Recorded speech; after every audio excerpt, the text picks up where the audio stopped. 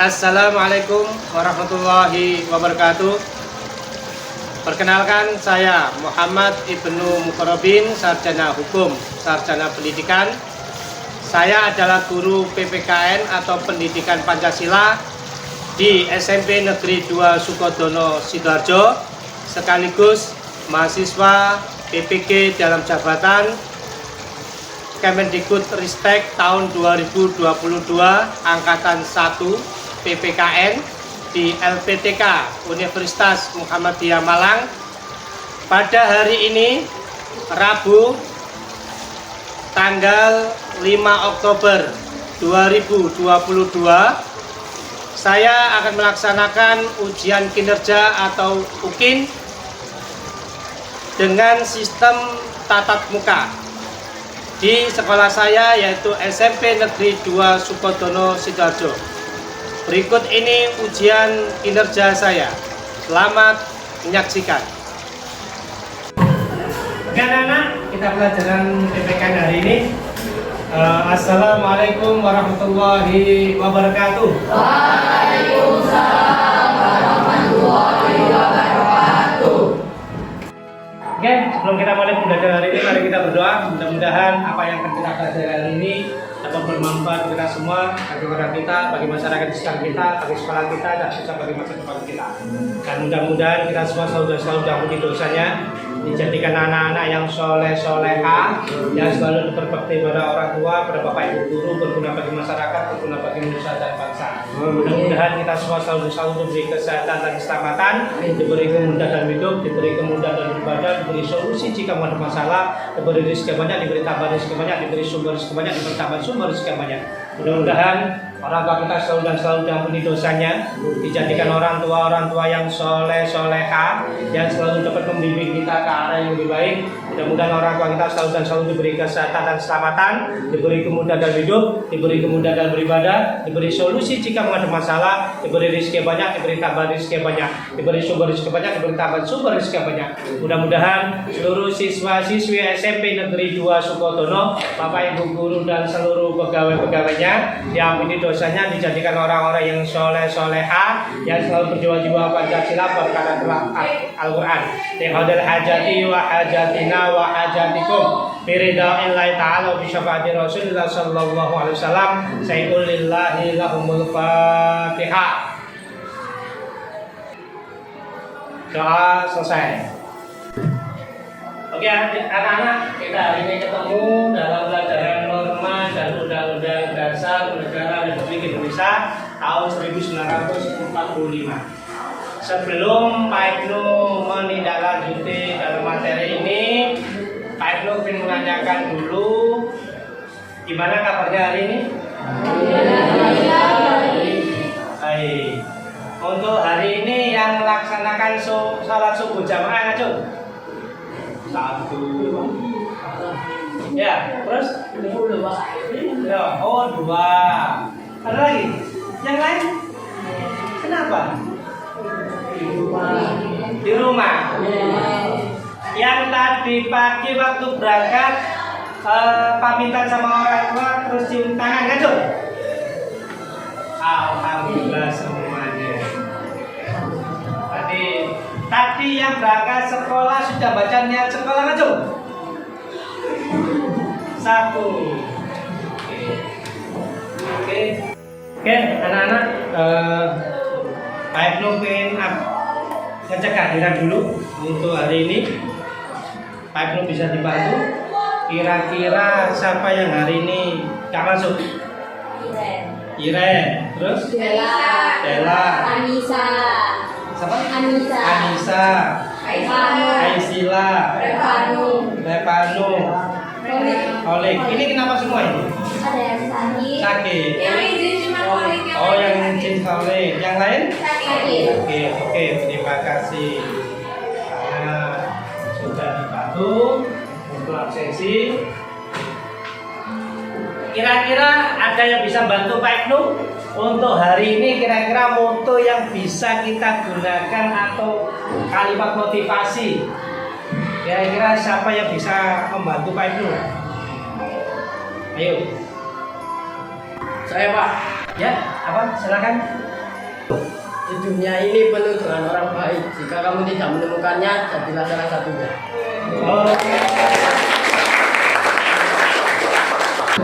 Oke, anak-anak, alhamdulillah terima kasih Pak Eko sudah dibantu diberi motivasi hari ini, prinsip yang sangat bagus. Dan sebelum kita lanjutkan, kita menyanyikan lagu dari Sabang Sanggarapi dulu. Pak Eko minta bantuan satu anak untuk bisa menjadi dirjen. Silakan masuk ya. Saya Pak. Iya, silakan.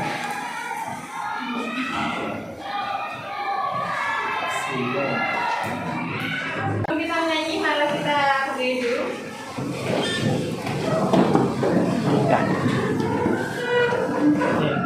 Kita mulai menyanyi dalam hitungan ketiga. 1, 2, 3.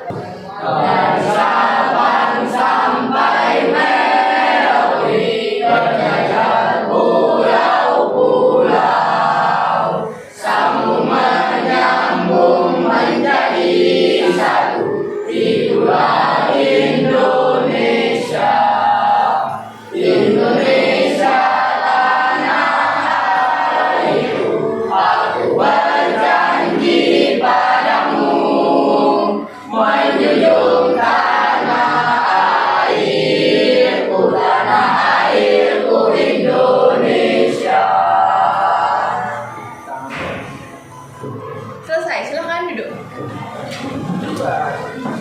Terima kasih. Bisa kembali ke tempat.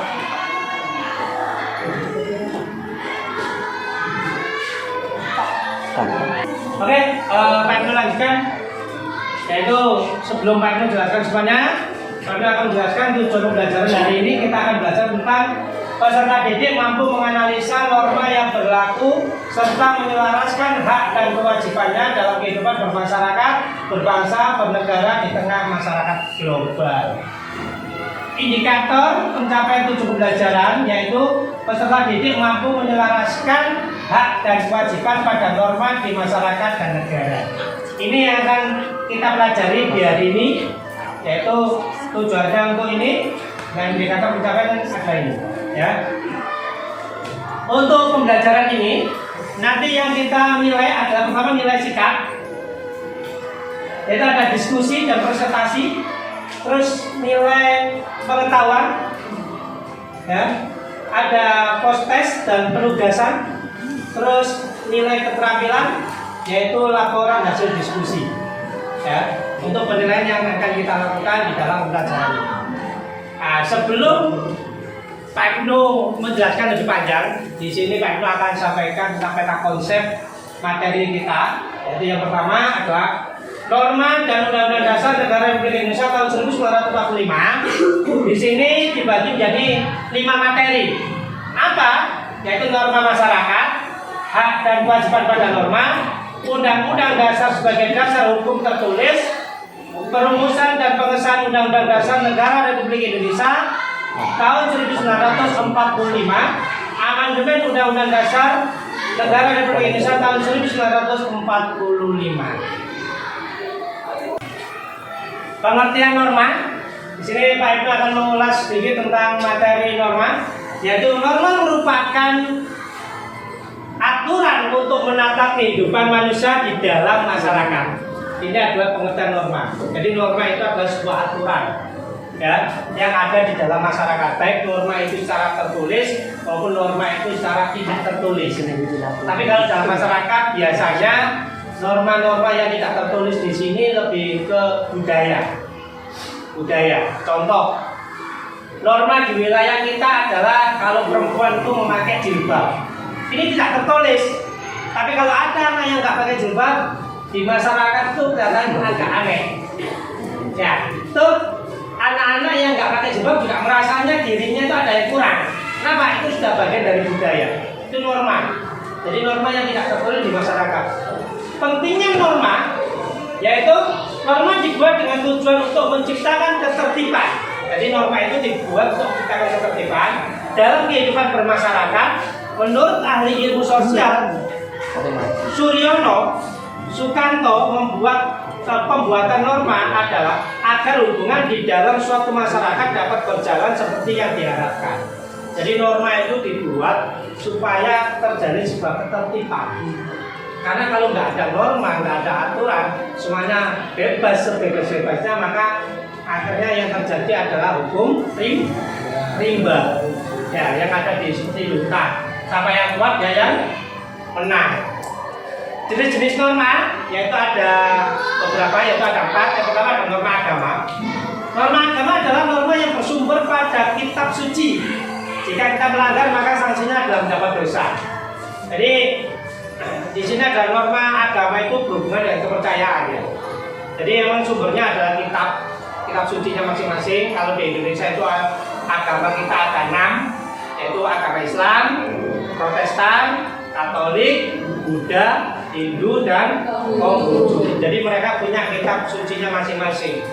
Mereka juga punya sanksi sendiri-sendiri sesuai dengan pelanggaran di agamanya masing-masing. Itu norma agama.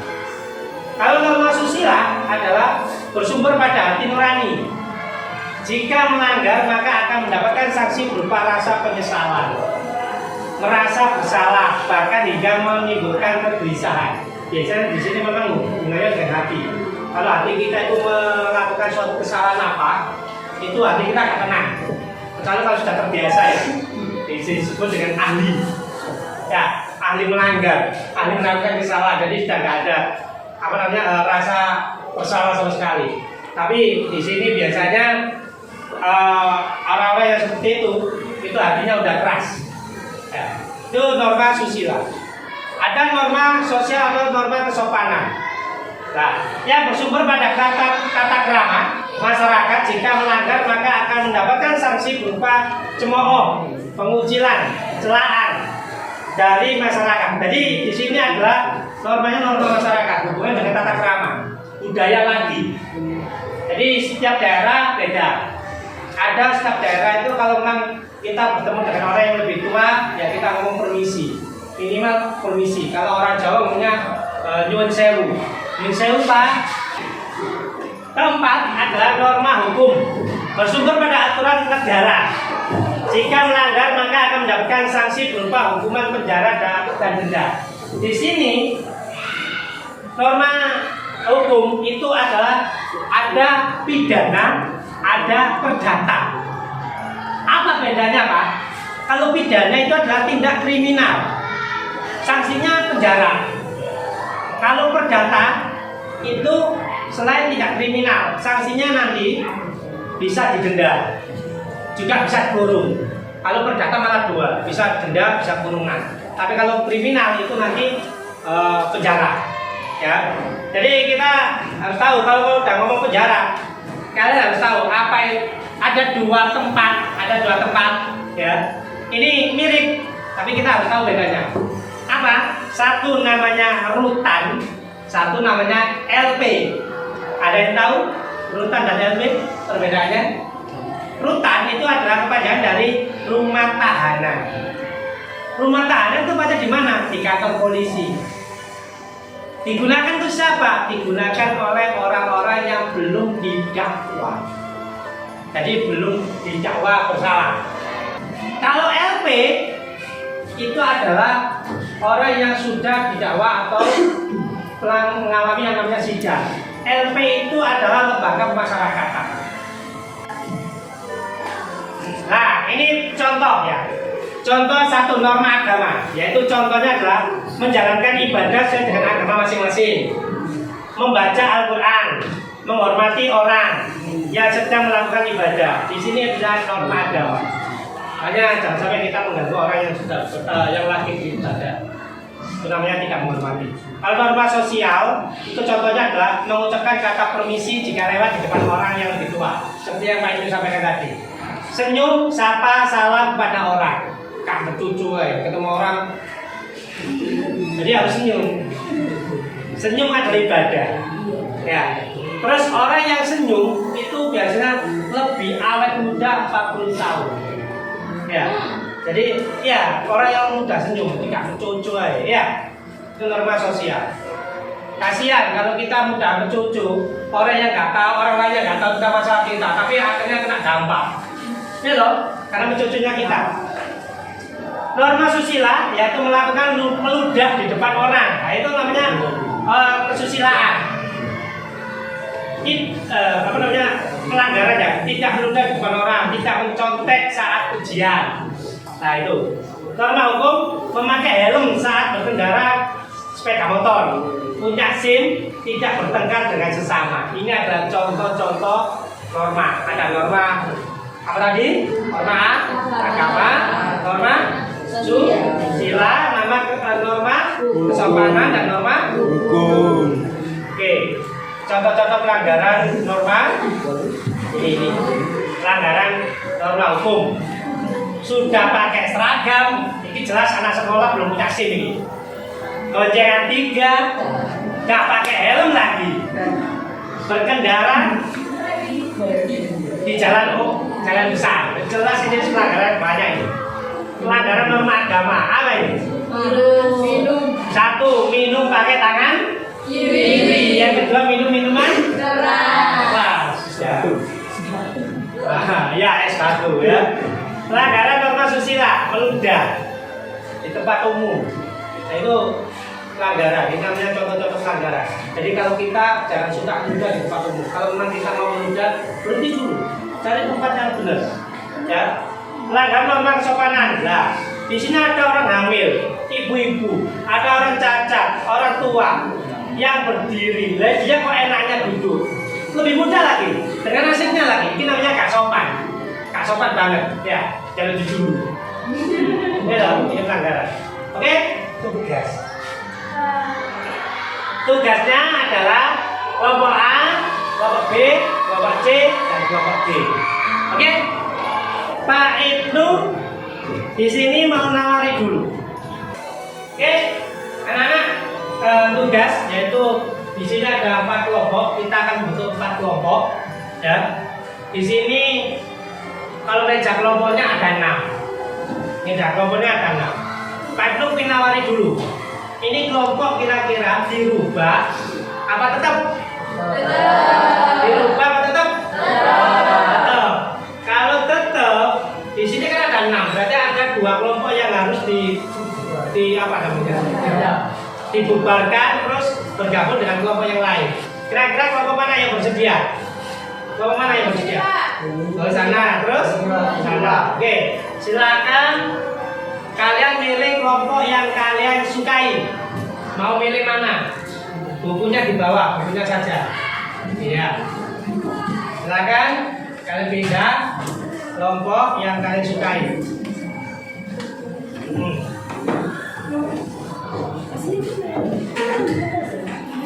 Nah, ini pindah sana, berarti kamu pindah. Pindah kemana? Kemana? Sini. Sini. Oh, sana. Oke, karena kelompoknya sudah terbentuk, Pak Ibnu kepingin perwakilan dari masing-masing kelompok untuk menentukan kira-kira kalian kelompok itu menjadi kelompok A, B, C, D. Yang mana yang menjadi A, siapa yang menjadi B, siapa yang menjadi C, dan siapa yang menjadi D. Nah, Pak Ibnu minta 1 perwakilan maju ke depan. Ayo maju ke depan, 1. Ayo maju ke depan.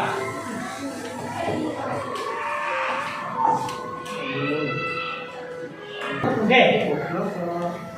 Di sini kita akan membentuk apa namanya kelompok. Kelompoknya sudah terbentuk sih. Kita akan bagi kelompok A, B, C, D. Kira-kira siapa yang jadi kelompok A, siapa yang jadi kelompok B, siapa yang jadi C, dan siapa yang jadi D.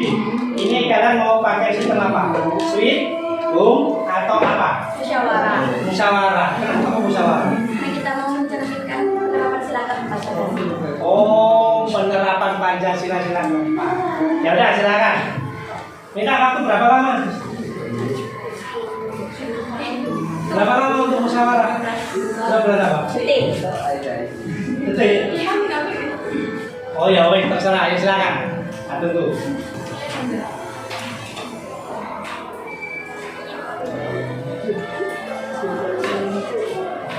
Sudah, Pak? Sudah? Sudah. Oke, kelompok A yang mana? Dari kelompok siapa ini? Habibah. Terus kelompok B? Kelompok siapa? Kirana. Bukan Kirana yang mana? Oh sana. Bapak sih? Novel. Bapak sih? Oke. Kakak sudah. Safira. Iya, Samira. Kalian sudah terbagi. Maaf. Kalian sudah terbagi. Dipersilakan untuk kembali ke tempatnya masing-masing. Ya. Terima kasih.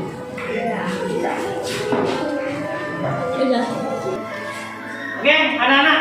Untuk hari ini tugasnya adalah yang pertama, kita sudah bentuk kelompok. Ada kelompok hukum, agama, susila, dan kesopanan. Kelompok 1, kelompok 2, kelompok 3, dan kelompok 4. Ini sesuai dengan nama-nama norma. Terus tugasnya adalah 1. Bacalah ringkasan materi tentang pengertian pentingnya norma dan jenis-jenis norma serta contohnya. Seperti yang sudah disampaikan oleh Pak Ibu tadi.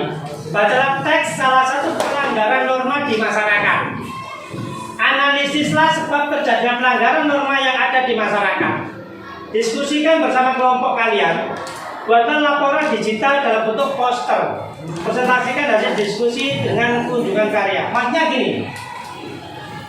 Kalian nanti akan berdiskusi, ya, berdiskusi sesuai dengan kelompok kalian masing-masing. Contoh norma hukum, ya, diskusi dengan kelompok kalian. Apa sih penyebab-penyebab terjadinya pelanggaran norma? Apa aja? Norma hukum berarti pelanggaran norma hukum itu apa aja penyebab? Terus yang kedua, penerapan norma atau contoh penerapan norma di dalam masyarakat itu bagaimana? Ya. Nah nanti tugasnya itu biasanya kan kalian bentuk laporan dalam bentuk kertas. Sekarang enggak, bentuk laporannya dalam bentuk poster. Jadi 1 lembar itu harus jadi 1 lembar poster itu. Semua jenis laporannya ada di situ. Ya, nanti kalau sudah posternya dipresentasikan. Jadi untuk pertemuan selanjutnya yaitu setelah pembuatan poster nanti dipresentasikan ke depan, perwakilan dari kelompok maju untuk presentasikan poster dari kelompoknya masing-masing. Ya, setelah itu kita lakukan penilaian, baik penilaian dari Pak Ibnu dan penilaian dari teman-teman, yaitu dengan cara memberikan pertanyaan, jadi tanya jawab, ada apresiasi. Kalau memang bagus ya ayo kita berikan penghargaan, kalau memang kurang ya kita berikan saran. Ya. Anak-anak kita akan membuatnya namanya jadwal dan tahapan. Ini Pak Ibu jelaskan yang pertama. Nanti adalah kita membuat jadwal pelaksanaan, yaitu diskusi tentang menentukan masalah utama, merencanakan proyek, membuat jadwal penyelesaian proyek, dan bimbingan pelaksanaan dan bimbingan pelaksanaan ya, dan pelaksanaannya. Jadi ada bimbingannya, ada pelaksanaannya. Terus pengumpulan karya, presentasi hasil dan evaluasi hasil. Untuk anak-anak, untuk presentasi hasil karya poster ini adalah Pak Ibnu memberikan rubrik penilaian biar kita nanti nggak bingung apa sih cara menilainya, bagaimana standarnya, bagaimana biar tahu, karena kita tahu rubriknya sehingga kita bisa kerjakan dengan baik. Rubrik penilaian yaitu ada 2, yaitu rubrik penilaian keterampilan dan rubrik penilaian untuk ini posternya ya, rubrik penilaian posternya. Yang kedua adalah rubrik penilaian tentang presentasinya, yaitu tentang kemampuan bertanya, kemampuan menjawab, kemampuan memberikan masukan dan mengapresiasi. Di sini semuanya nanti kita akan nilai.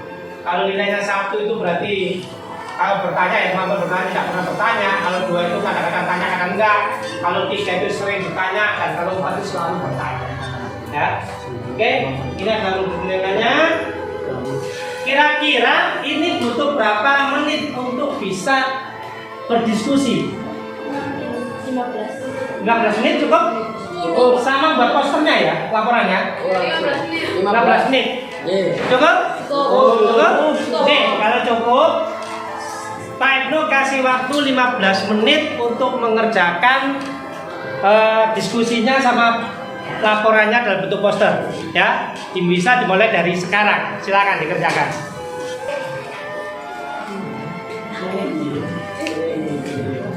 Siapa sih boleh ikut penyebabnya? Ferry. Ayo, Ferry. Sama apa? Sing boleh pengertian nih. Aku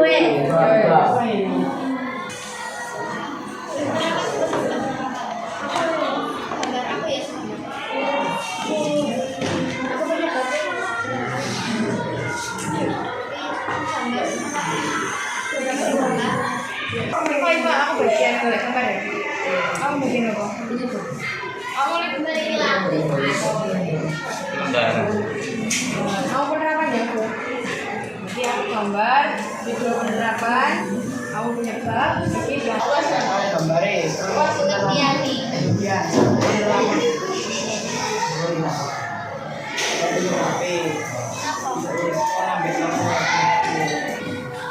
Oke, anak-anak, karena waktu untuk diskusi dan untuk penggarapan proyeknya sudah selesai, kita hari ini masuk di presentasi.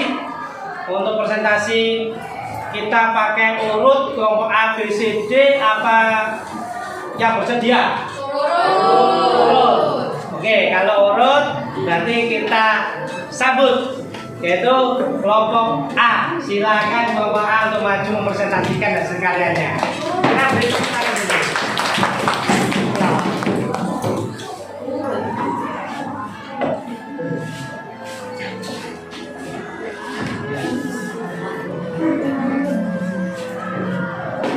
Assalamualaikum warahmatullahi wabarakatuh. Waalaikumsalam warahmatullahi wabarakatuh. Bibir rusak jangan dipukul, nanti dia dihormati. Karena semua sudah berkumpul, maka kami akan mulai presentasi. Yang terhormat Bapak Ibnu dan teman-teman yang tidak bisa kami sebutkan satu persatu, takut menghabiskan waktu, nanti para pendengarnya memburu.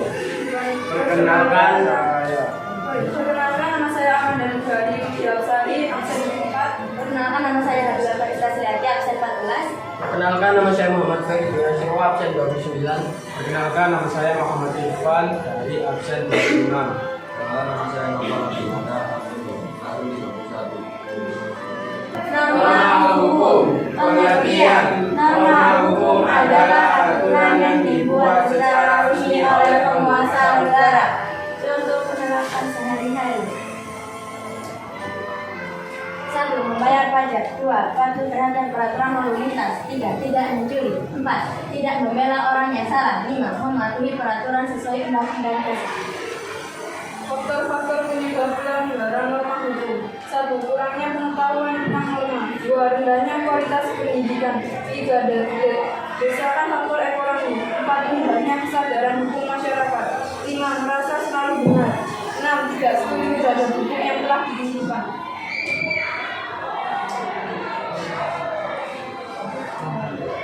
Di sini kami Menambahkan gambar-gambar untuk contohnya. Ada anak-anak SMP yang ditilang polisi karena tidak memakai helm. Anak SMP yang belum cukup umur untuk mengendarai sepeda motor. Dan anak SMP yang melanggar aturan karena berbonceng juga. tidak terasa kita sudah pada akhir penampilan presentasi. Semoga setelah ini kita masih bisa bersama lagi seperti hubungan Anda dengan dia. Saya ucapkan terima kasih atas perhatiannya. Kalau sudah perhatian, mohon jangan hilang. Siang-siang pergi ke kota, jangan lupa jaga. Demikian presentasi kita, semoga bisa bermanfaat. Wassalamualaikum warahmatullahi wabarakatuh.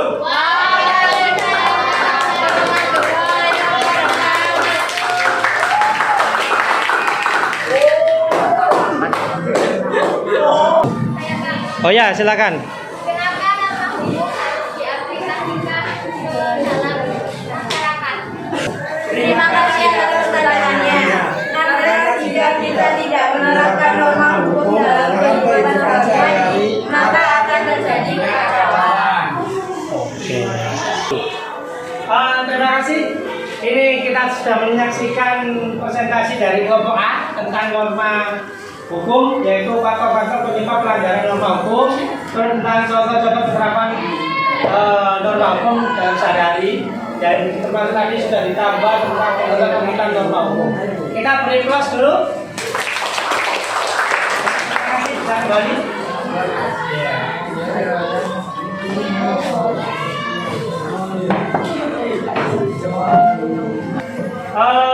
Terima kasih anak-anak. Kita sudah sampai di penghujung kegiatan. Kita kita tadi sudah presentasi, sudah penilaian, sudah evaluasi. Sekarang waktunya kita kesimpulan materi. Karakter yang bisa kita ambil dari pembelajaran ini adalah yang pertama, patriotisme, persatuan dan semangat kebangsaan, nasionalisme, musyawarah. Karena tadi ada diskusi kelompok, toleransi, pantang menyerah, patuh pada aturan negara dan masyarakat, ya, dan tanggung jawab. Ini kesimpulan materi yang bisa kita ambil untuk singkat di materi norma-norma ini. Oke, refleksi. Setelah pembelajaran hari ini, dan hal apa yang anak-anak kuasai hari ini? Ya, silakan. Memahami penerapan norma-norma dalam masyarakat. Ya, benar. Terima kasih atas bantuannya tentang materi yang hari ini yang telah dikuasai, sudah disampaikan oleh teman kita. Menurut anak-anak, materi apa yang susah dikuasai? Metode yang Bapak gunakan apa mudah untuk dipahami? Mudah. Ya, itu perlu diingat untuk minggu depan, yaitu baca buku PPKN tentang kesatuan Indonesia dan karakteristik daerah. Karena minggu depan kita akan belajar tentang ini. Bahan yang perlu dibawa adalah kertas HVS, pulpen warna, penggaris, dan spidol. Untuk minggu depan, jangan sampai tugas-tugas ini tidak dibawa ya. Oke, bagi manusia tidak ada yang tidak bisa, yang ada cuma nggak mau. Selagi kita mau pasti bisa. Nothing's possible. Oke, untuk hari ini sebelum kita akhiri, kita refreshing dulu. Ya. Tepuk tunggal, tepuk satu. Yes. Oke, saya ulangi. Oke, anak-anak untuk tepuk ya, karena akan ajari. Kalau tepuk satu itu tepuk satu. Yes, terus. Kalau tepuk dua kali. Tepuk dua. Yes, terus. Kalau tepuk tiga sama 3 kali. Tepuk 3. Yes, terus. Bisa dicoba? Oke, kita coba. Tepuk satu. Yes, Tepuk satu. yes, Tepuk dua. yes, Tepuk 3. yes, Oke, sebelum kita akhiri pembelajaran hari ini, mari kita berdoa mudah-mudahan apa yang telah kita pelajari dalam satu hari ini dapat bermanfaat bagi kita semua, bagi keluarga kita, bagi masyarakat di sekitar kita, bagi sekolah kita, dan bisa bagi masa depan kita. Mudah-mudahan kita semua selalu diberi kesehatan dan keselamatan. Lihadan hajati wa hajatina wa hajatikum biridha'illahi ta'ala wa bisyafaati Rasulillah sallallahu alaihi wasallam. Sayyidunillahi lahumul Fatihah. Sudah selesai? Kita akhiri. Wassalamualaikum warahmatullahi wabarakatuh. Waalaikumsalam.